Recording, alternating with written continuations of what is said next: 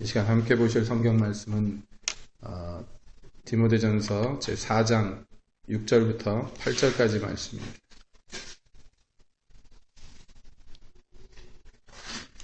신약성경 디모데전서 4장 6절부터 8절까지 함께 보시겠습니다. 4장 네가 이것으로 형제를 깨우치면 그리스도 예수의 선한 일꾼이 되어 믿음의 말씀과 네가 쫓는 선한 교훈으로 양육을 받으리라. 망령되고 허탄한 신화를 버리고 오직 경건의 일기를 연습하라. 육체의 연습은 약간의 유익이 있으나 경건은 범사에 유익하니 금생과 내생의 약속이 있느니라. 아멘. 하나님, 이 시간에 주의 말씀 듣기를 소원합니다. 저희 중에 오셔서 말씀하여 주시고 저희로 듣고 깨닫게 하시옵소서. 예수님의 이름으로 기도합니다. 아멘. 우리 디모데전서 말씀 보는 가운데 하나님의 진리 예수 그리스도, 그것이 우리 눈앞에 밝혀 있는데 어떤 사람들이 믿음에서 떠나서 미혹해하는 영과 귀신의 가르침을 쫓을 것이다 하고 4장 들어와서 경계하였습니다. 그래서 그 유혹과 그 헛된 가르침에 빠지지 않기를 촉구합니다. 그러면서 얘기합니다. 거룩하고 거룩하지 않고, 이것을 구분하는 것은 어떤 외식적인 행동이나 어떤 의식에 의해서 결혼을 하느냐 마느냐, 또는 이 음식을 먹고 저 음식을 먹지 말고, 이런 것들에 의해서 거룩과 거룩하지 않은 것들과 구분되는 것이 아니다라는 말씀을 하셨습니다. 그러면 무엇으로 거룩해집니까?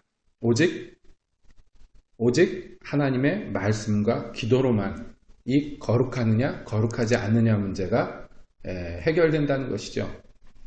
자, 그런 다음에 사도는 덧붙여 얘기합니다. 네가 이것으로 형제를 깨우치면, 지금 디모데에게 얘기하는 것이에요. 자, 1절부터 5절까지가 어떤 중대한 교훈에 대한 경계였다면, 권면이었다면, 이제부터는 실제적인 얘기가 들어갑니다. 이 교훈을 네가 어떻게 해야 될 것이냐, 이 진리를 어떻게 할 것이냐, 이것을 가지고 형제를 깨우쳐야 된다 라고 디모데에게 얘기합니다.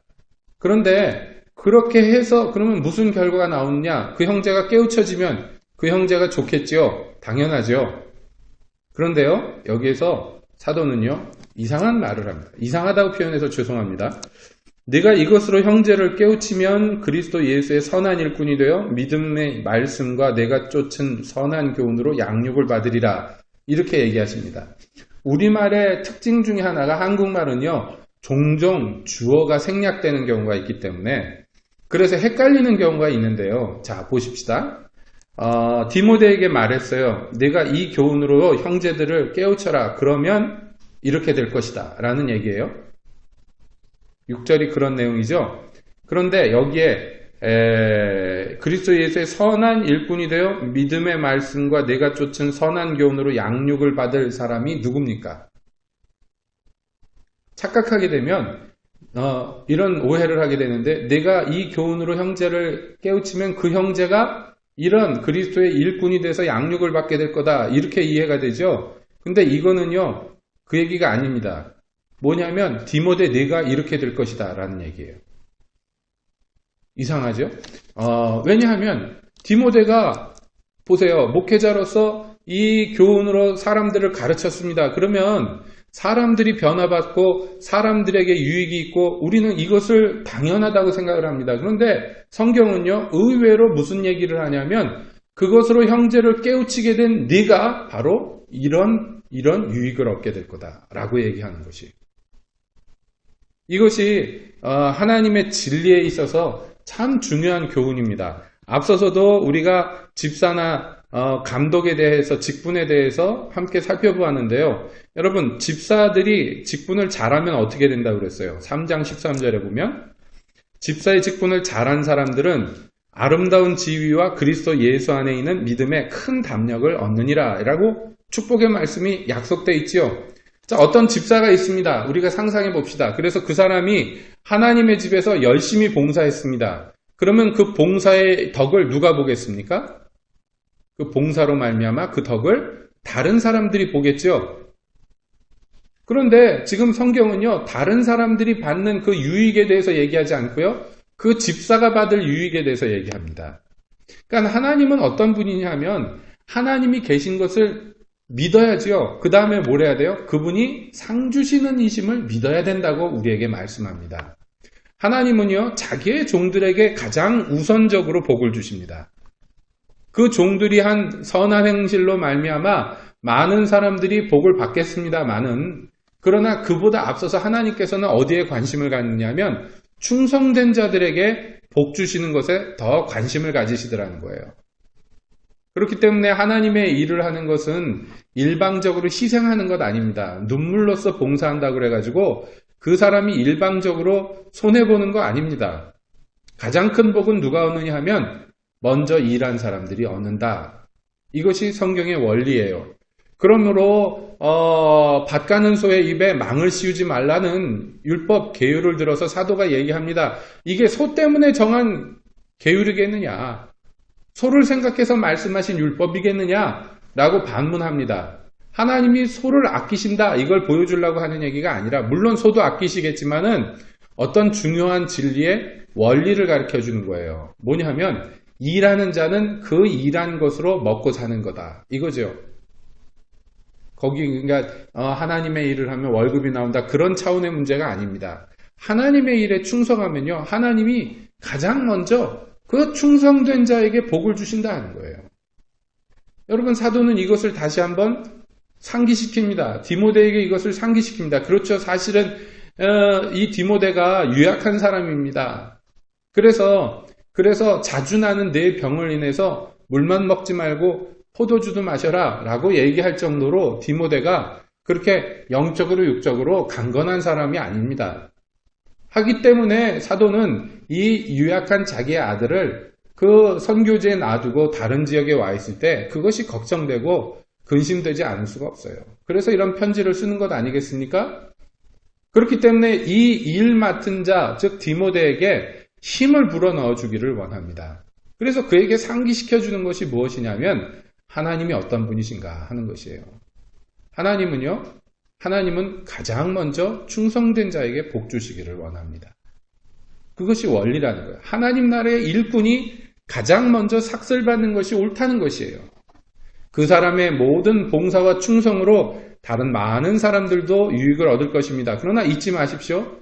다른 사람들의 유익을 위해서 희생제물이 되는 것이 아니에요.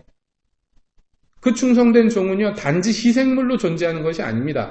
희생하는 부분이 있겠으나 그러나 주님의 약속 그대로 그보다 더 먼저 금생에서 100배로 갚아주신다 그랬어요.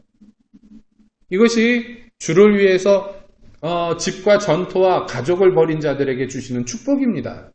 하나님이 그렇게 주신다고 약속했어요. 여러분, 이것을 믿으셔야 됩니다. 믿으셔야 됩니다. 왜냐하면 이 이원적인 사고방식이 기독교인들 가운데 있어요. 뭐냐 하면 정말 저 목사님은, 저 전도사님은 참 하나님이 충성스럽게 잘한다, 참 훌륭하신 분이다 라고 칭찬하던 사람들도요, 자기 자식이 전도사가 되겠다 그러면 말립니다. 자기 자식이 목사 되겠다 그러면 일단 말립니다. 그러면서 흔히 하는 말이 뭐냐면 너는 열심히 그 돈을 벌어서 장로가 돼서 교회를 섬겨라. 목사 하려고 그러지 마라. 라고 교회 생활 오래 한 사람들도 때때로 그렇게 자기 자식들을 만류하는 경우를 봅니다. 왜 그렇습니까? 그 길 가는 것이 만만치 않다는 것을 옆에서 봤기 때문에 알거든요. 그러니 다른 사람이 충성하는 것은 아름답지만 자기 자식이 가서 그 고생하는 꼴은 못 보겠다는 것입니다. 어떻습니까? 이동현 집사님은 상원이가 저 아마존 같은 데로 선교사 간다 그러면 기뻐가지고 춤추시겠습니까? 그럴지도 모르죠. 김영미 집사님은 효인이가 목사 되겠다 그러면 뭐라 그럴 거예요? 신앙이 좋아져가지고 목사 되겠다 그러면 자기가 좋아서 진짜로 하라고 해야 되지만 별로 그렇게 썩 내키지는 않죠. 씁쓸하죠. 그 유정옥 집사님이 그런 얘기 하지 않습니까? 인선이가 농단 반 진단 반으로 나 전도사님하고 사귀어도 되냐 그랬더니 안 된다고 그랬다고. 그랬더니 인선이가 엄마는 신앙이 왜 그러냐고 되려 타박을 했다 그런 얘기를 웃으면서 합니다. 당신도 몰랐는데 정말 딸이 목회자 할 사람이랑 사귀겠다 그러면은 이게 실제 얘기가 되면 그거는 허락을 못 하겠더라. 그런 말을 합니다. 솔직한 얘기입니다. 그럼 왜 그러냐 하면 하나님의 종노릇 한다는 것을 굉장히 눈물 나는 일로 알아요. 심지어는 예수 믿는 사람들조차도. 그래서 훌륭하기는 하지만 불쌍하게 봅니다. 선교사님들 선교지에서 고생하는 거 보면 참 뭐라 그래야 될까요? 그 훌륭하다고 존경심은 가지만 한편으로는 안쓰럽고 한편으로는 눈물 나고 그럽니다. 사람들이 그렇게 생각합니다. 성경은 그게 아니라고 얘기합니다. 추수하는 일꾼이요 가장 먼저 곡식을 먹는 것이에요. 하나님의 일에 충성하는 사람이요 가장 먼저 복을 받습니다. 자, 하나님의 교훈으로 누구를 가르쳤습니다. 그랬더니 그 사람이요 그 하나님의 말씀과 교훈을 받아가지고 그것으로 양육을 받아서 그리스도의 일꾼이 되었습니다. 우리가 여기까지 들으면 그렇지 잘 됐구나 그렇겠죠? 근데 성경은 그렇게 얘기하지 않는다니까요. 너 형제를 깨우친 자여 네가 먼저 이런 복을 얻을 것이다. 네가 하나님의 말씀과 교훈으로 양육을 받아 그리스도의 선한 일꾼으로 세움받을 것이다 라고 얘기합니다. 참 사람의 생각하고 다릅니다. 아이러니하다고 생각되는 일로 오히려 하나님께서는 이게 당연하다고 얘기하십니다. 그러므로 여러분 명심하십시오. 하나님의 일을 하는 것은 자기를 눈물로서 포기하고 막 억지로 희생하고 십자가를 지고 막 눈물 흘리면서 언덕백에 올라가고 그런 일이 아니에요. 하나님의 일은 그런 것이 아닙니다. 심지어는 어떤 주의 종들도 그런 얘기들 합니다. 내가 정말 하나님의 종만 아니었으면 어쩌고 저쩌고 합니다. 그거 다 미련한 얘기입니다. 왜냐하면 이건 영광스러운 자리일 뿐만 아니라 가장 먼저 유익을 얻는 자리입니다. 이건 제가 산 증인으로서 당당하게 말씀드리는 것이에요. 여러분 언제 복을 받느냐? 제가 하나님의 말씀을 전합니다. 그래서 때때로 사람들이 은혜를 받는지 모릅니다. 그러나 정확하게 얘기하자면 그 모든 은혜 중에 가장 먼저 받는 게 제가 받는 은혜예요. 그리고 여러분들이 받는 은혜보다 제가 훨씬 더 양질의 은혜를 다량으로 받습니다. 여러분보다 더 그렇습니다. 정말로. 이거는 제가 먼저 증언할 수가 있습니다. 그리고 하나님께서는요, 주의 종들에게 이렇게 충성스럽게 하나님의 말씀을 전달하는 자들에게요, 복을 주셔요. 복을 주시는데 여러 가지 복을 주십니다. 그래가지고 제가 스스로를 봐도 그렇고 또 제 주변에 신실하신 주의 종들을 봐도 그렇고요. 하나님께서 여러 가지 은사들을 주셔요. 일반적으로 사람들이 특히 은사 좋아하는 분들이 막 은사 달라고 난리를 치고 금식하고 때를 쓰고 그래도 잘 못 받는데 하나님의 일에 충성스러운 사람들은요, 좀 죄송한 얘기지만 별로 구하지 않았는데도 하나님이 이런저런 은사들을 주시는 것을 너무나 쉽게 봅니다. 정말로 하나님께서 풍성하게 주셔요. 풍성하게 주셔요. 왜 그런지 아시죠? 여러분, 그게 성경적인 원리예요. 밭 가는 소가 가장 먼저 곡식을 먹는 거예요. 이게 세상의 기준하고 안 맞을지 모르지만요. 그러나 하나님 나라에서는 이것이 항상 옳습니다. 그렇기 때문에 여러분 4장 맨 마지막 절을 보면 이렇게 돼 있어요. 16절 앞으로 보겠습니다만 오늘 미리 땡겨서 한번 보겠습니다. 네가 내 자신과 가르침을 삼가 이 일을 계속하라. 이것을 행함으로 내 자신과 내게 듣는 자를 구원하리라. 이렇게 돼 있어요. 그러니까 디모데에게 권면하는 거예요. 내가 이 지금 하고 있는 복음 사역을 열심히 해라. 그러면 이것을 행함으로 말미암아 내 자신과 내게 듣는 자가 구원을 얻을 것이다. 그런데 우리말 성경의 표현은요 좀 약합니다.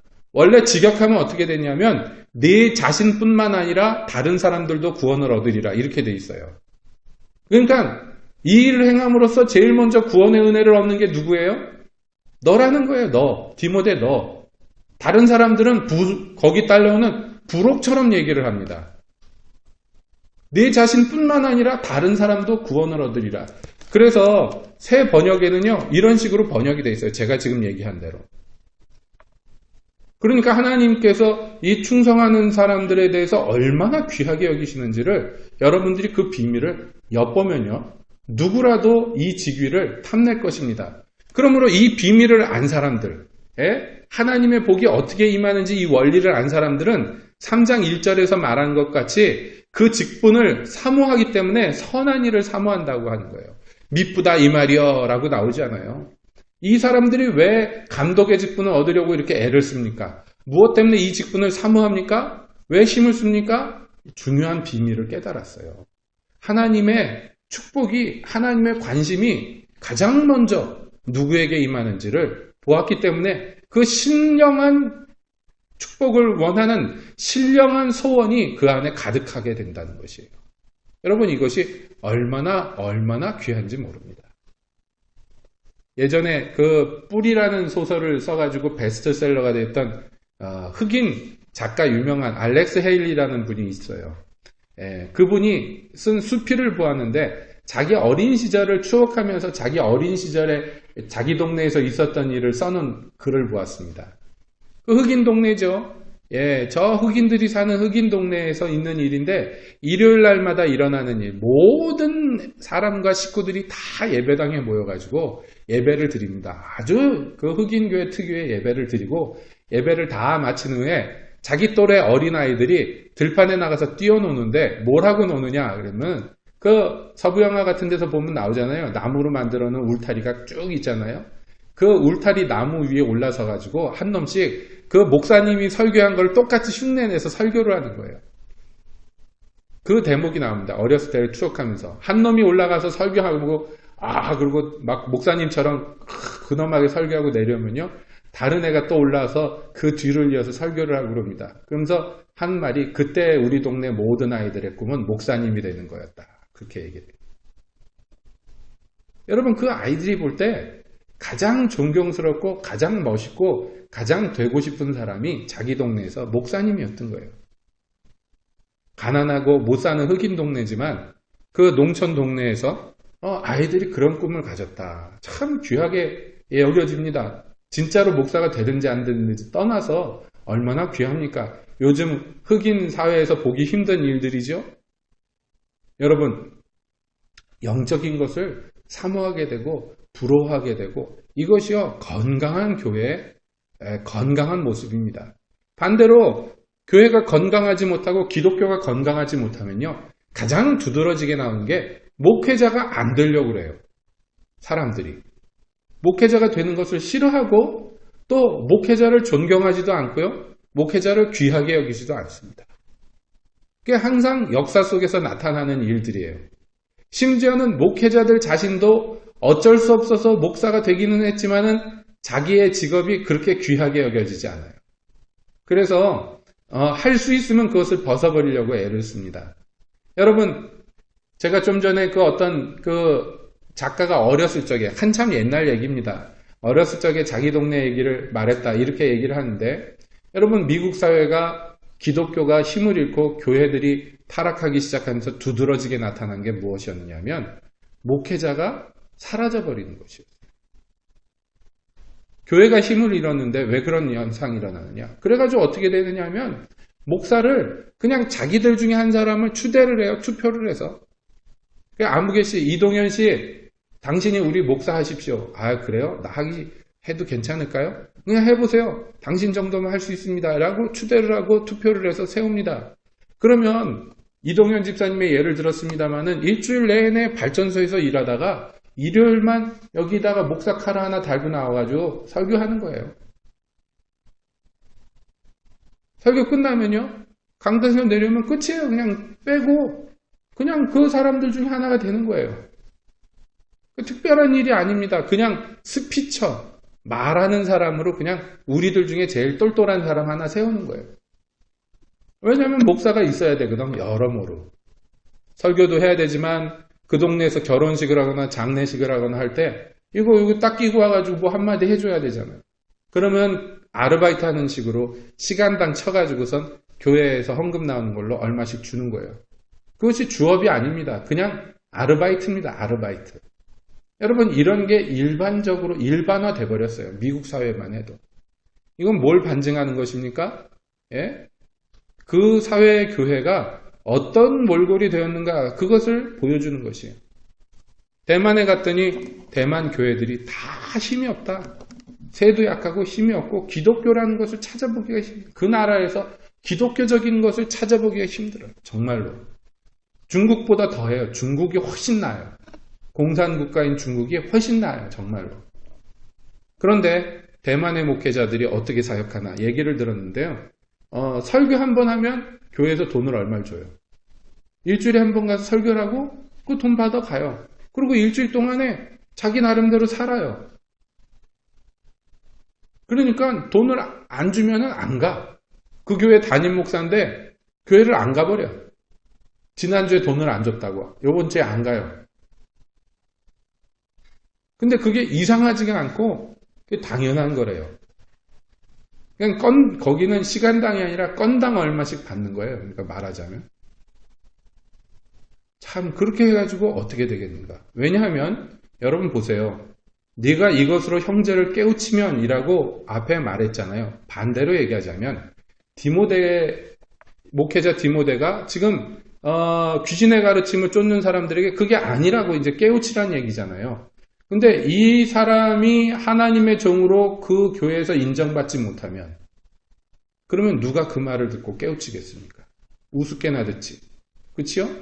여러분 상상해 보세요. 목사가 있는데 설교 끝나고 설교 한 번 했으니까 얼마 해가지고 받아갑니다. 그리고는 일체 교회 일에 힘도 쓰지 않고 더 나아가서 일체 성도의 삶에 대해서 뭐라고 얘기도 하지 않아요. 자, 그러면 어떻게 되겠습니까? 사람들이 그의 말을 어떻게 듣겠습니까? 무엇으로 듣겠습니까? 이거는 굉장히 중요한 거예요. 듣고 깨우친다는 것이 굉장히 중요한데, 그러므로 예수께서 말씀하시기를, 예수님이 그 마태복음 28장 맨 마지막에 뭐라고 그랬어요?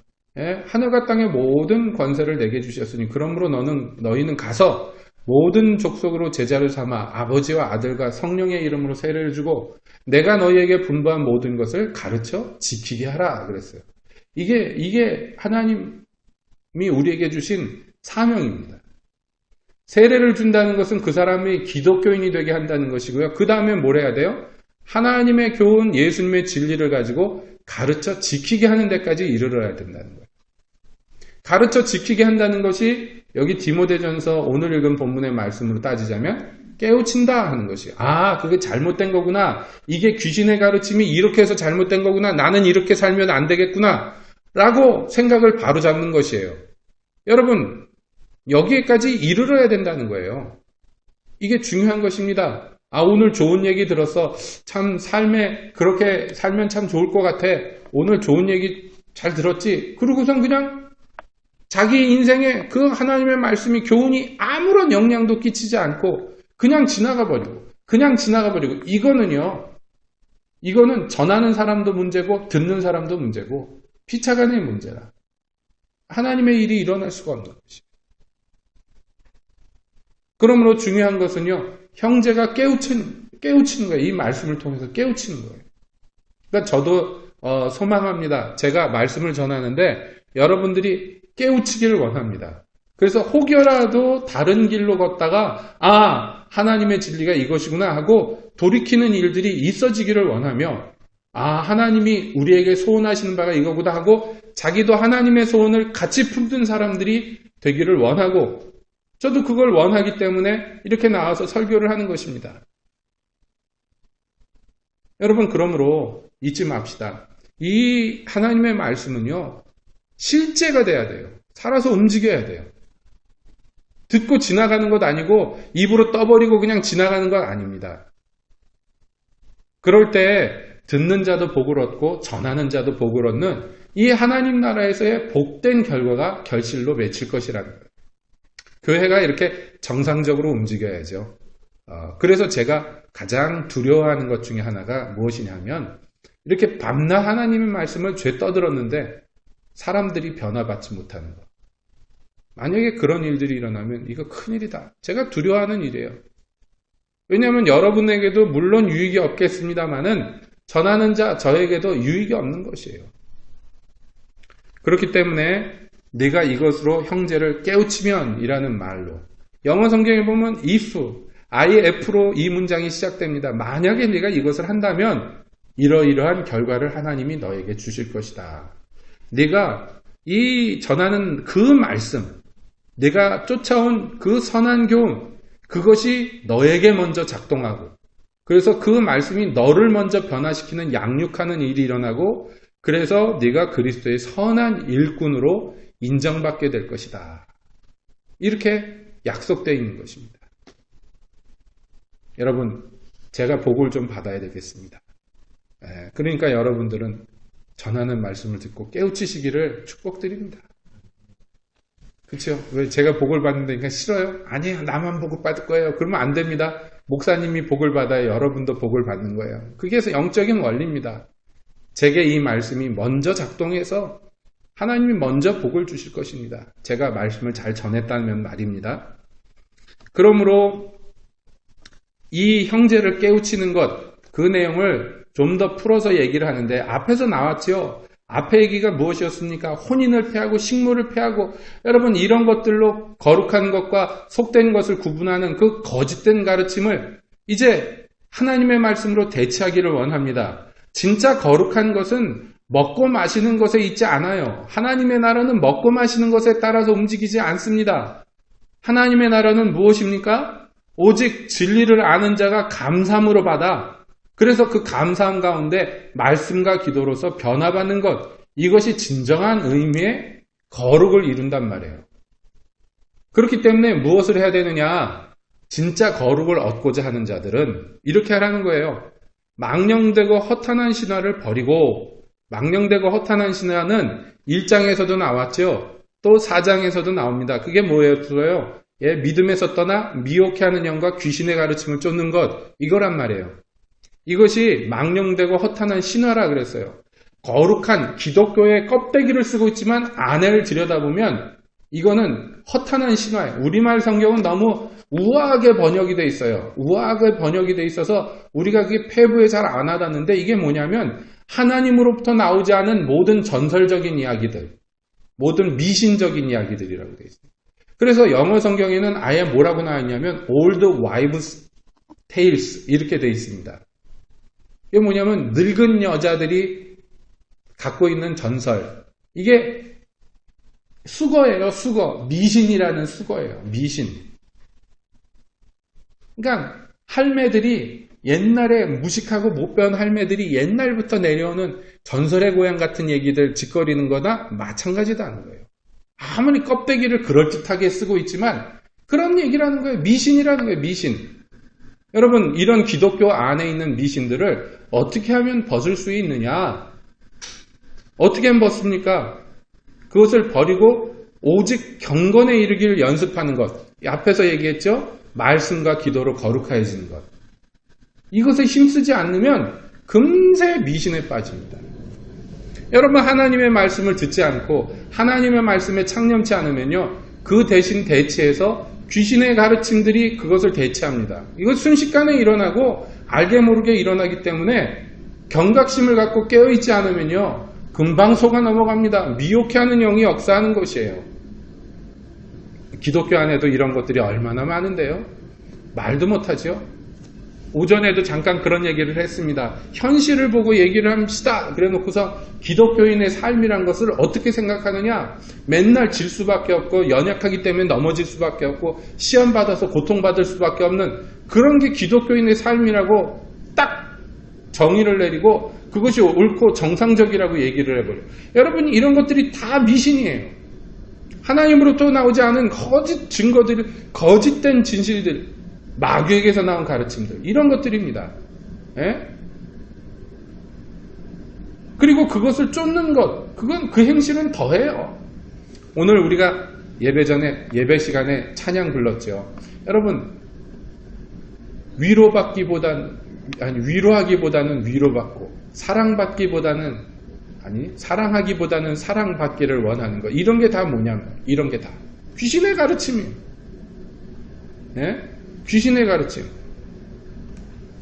교회 안에서 연말이니까 아마 오늘 재직해 하는 교회들 많을 거예요. 얼마나 싸울 겁니까? 많은 교회에서 다투고 싸웁니다.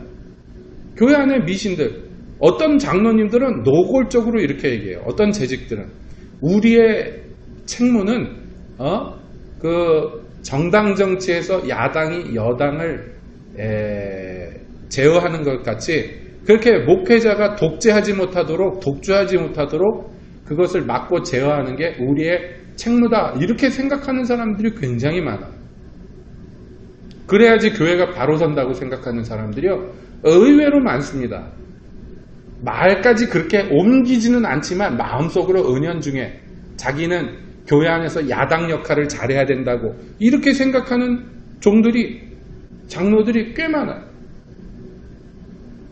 그래서 목사님 편은 여당, 장로님 편은 야당 이래가지고 국회에서 싸우듯이 싸우는 게 교회에서 이게 다 뭡니까? 하나님으로부터 나온 교훈입니까? 예? 하나님으로부터 나온 교훈이에요 이게? 아니잖아요. 목사님이 잘못하면 어떻게 해요? 그러면 하나님한테 일러. 하나님을 안 믿으니까 하나님이 이거 해결해 줄 거라고 못 믿으니까 제 손으로 해결하려고 드니까 싸움이 일어나는 거예요. 목사님 쪽에서도 마찬가지입니다. 말 안 듣고 속색이는 장로 어떻게 해야 됩니까? 예? 면박을 주고 망신을 주고 찍소리도 못하게 억눌러야 됩니까? 주의 종의 권위를 갖고 대드는 놈들을 박살내야 됩니까? 그게 하나님이 교회에서 정당합니까? 정당하지 않아요. 하나님의 교회에서는 그렇게 하는 거 아니에요. 서로를 존경하고 권위를 인정하고 사랑 가운데 서로를 세워주는 것이 정당합니다. 그런데 에이 그런 교회가 어디 있어요? 그거 되겠냐고. 현실적으로 그게 가능한 얘기냐고. 현실적으로 가능하지 않으니까 믿는 거지. 그래서 믿음으로써 현실을 이루어가야 되는 거지. 다른 방법이 아니에요. 다른 방도가 아닙니다. 지난번에 그 연합부흥회 할 때 오셨던 목사님이 그러잖아요. 교회 재정 보고하면 안 된다고. 들으셨어요? 그날 오셨었나요? 수요일날? 그분이 그러잖아요. 교회에서 재정 보고하는데 그러면 안 된다고. 잘 생각하라고. 지나가는 말처럼 그렇게 얘기합니다. 그럼 무슨 뜻입니까? 당신이 오래 목회하다 보니 재정 보고하니 맨날 싸우더라. 그러니까 안 하는 게 낫다. 그렇게 어떤 의미에서 삶의 지혜가 나오는 얘기예요. 여러분 그런 얘기가 나올 정도가 된 거예요. 한국 교회가. 오늘 아마 많이 싸울 거예요. 여기저기서. 재정 보고하면서 많이 싸울 거예요. 우리 교회는 사업한 게 없으니까 재정 보고할 내용도 그다지 없습니다. 사업한 게 그런데 이거 한다. 옳다. 그르다. 싸우고. 저거 하자. 옳다. 그르다. 싸우고.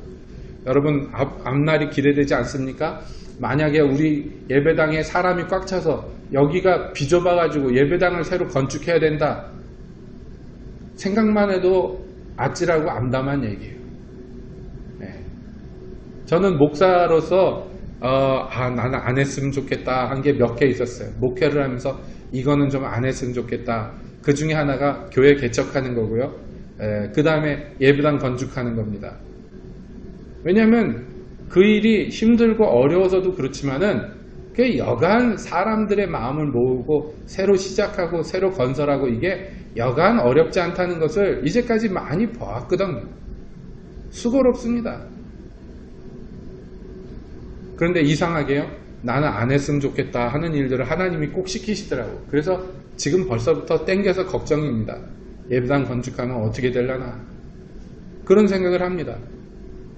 왜냐하면 경건의 연습을 힘쓰는 사람들이 교회의 일꾼들로 서야 되는데 말씀과 기도로 거룩해지는데 관심이 없는 사람들, 이 세속에 여러 가지에만 관심이 있는 사람들이 교회에 가득하면요, 교회에서 무슨 일을 하든지 문제가 일어날 수밖에 없어요.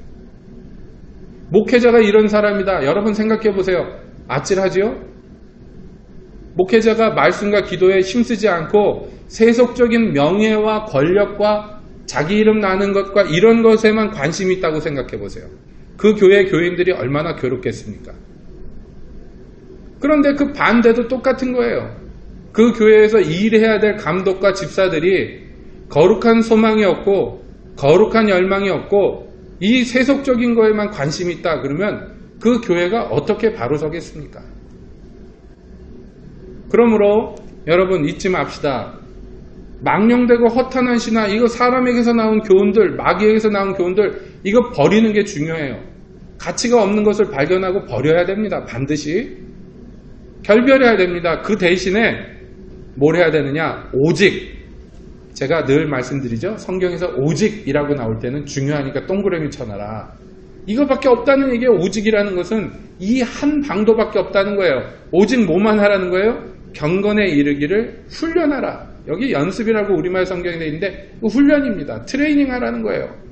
경건에 이르는 것이 하루아침에 단박에 딱 되면 좋은데 그게 아니에요. 경건은요. 훈련을 통해서만 된다는 거예요. 훈련하지 않으면 경건에 이르지 못한다는 것이에요. 그러니까 여러분 여러 방면으로 훈련하는 거예요. 제가 기회 있을 때마다 권면하잖아요. 새벽에 나오시라. 새벽에 나오는 게 뭐가 쉬워요? 어렵지. 힘들지. 근데 딱히 나왔다가 새벽 예배 참석했다고 그래서 무슨 눈에 보이는 유익이 팍팍 오는 것도 아닌 것 같아. 왜요? 그게 훈련이기 때문에 그렇습니다. 훈련이기 때문에. 운동선수들이 얘기하는 것이에요. 열심히 운동을 합니다. 연습을 합니다. 훈련을 해가지고 이제 더 이상 못하겠다. 이제 딱 죽을 것 같다. 그럴 때 코치가 그런데요. 조금만 더 하라고. 조금만 더 하라고. 그러면 욕을 하면서 막 욕을 하면서 억지로 한대요. 근데 그 조금만 더 한 거. 한계까지 와서 조금만 더 한 것이 그 다음 한계가 돼요. 그 다음 한계까지 달려가서 거기서 억지로 밀어붙여 코치가 억지로 밀어붙여서 조금 더 한 게 그 다음 한계가 돼요. 그래서 한계를 자꾸 넘다 보면 이제 아주 뛰어난 선수가 결국엔 되더라 라고 얘기합니다.